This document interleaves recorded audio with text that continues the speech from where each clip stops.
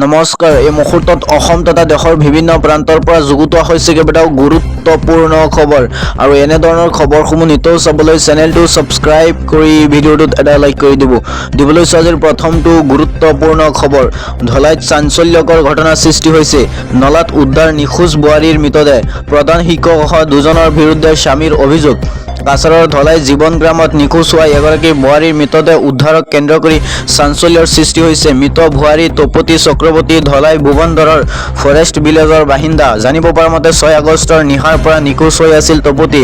পিছদিনা স্বামীয়ে ধলাই থানাত নিখোজৰ অভিযোগ দাখিল কৰে। ঘটনাৰ দুদিন পাছত কালি ধলাইৰ দেৱীপুৰৰ শ্মশানঘাটৰ সমীপুৰ পনিখলাত নলাৰ ৰহস্যজনকভাৱে বোৱাৰীগৰাকীৰ মৃতদেহ উদ্ধাৰ কৰে আৰক্ষীয়ে। ইফালে পত্নীৰ মৃতদেহ উদ্ধাৰৰ পাছত বোৱাৰীগৰাকীৰ স্বামীয়ে পত্নীৰ মৃত্যু আৰু নিখোজৰ ঘটনাত ভুৱনধৰৰ ফৰেষ্ট ভিলেজ আৰু LP স্কুলৰ প্ৰধান শিক্ষক মৃদুল ক্ৰান্তি দাসসহ আৰু আন এজন ব্যক্তিৰ বিৰুদ্ধে ধলাই থানাত অভিযোগ দাখিল কৰিছে।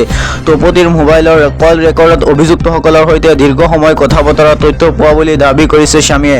আনহাতে আৰক্ষীয়ে মৃতদেহ মৰণোত্তৰ পৰীক্ষাৰ বাবে হিলছৰ মেডিকেল কলেজ হাস্পতাললৈ প্ৰেৰণ কৰিছে। লগতে সমগ্ৰ ঘটনা সন্দৰ্ভত আৰক্ষীয়ে তদন্ত আৰম্ভ কৰিছে।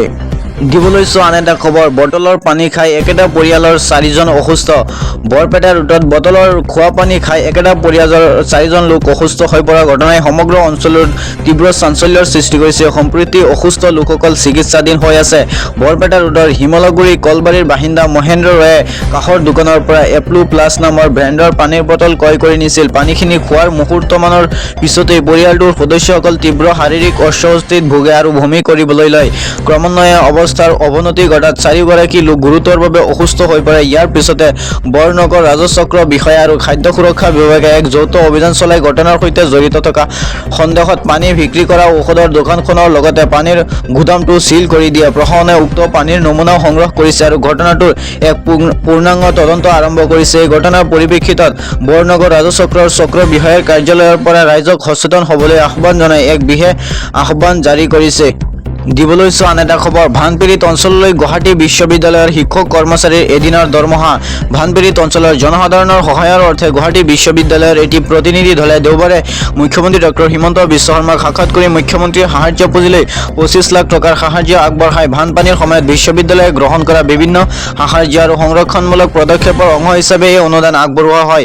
গুৱাহাটী বিশ্ববিদ্যালয়ৰ উপাচাৰ্য অধ্যাপক ননীগোপাল মহন্তৰ নেতৃত্বত প্ৰতিনিধি দলটোৱে লোকভৱনত মুখ্যমন্ত্ৰীক সাক্ষাৎ কৰি চেক অৰ্পণ কৰে।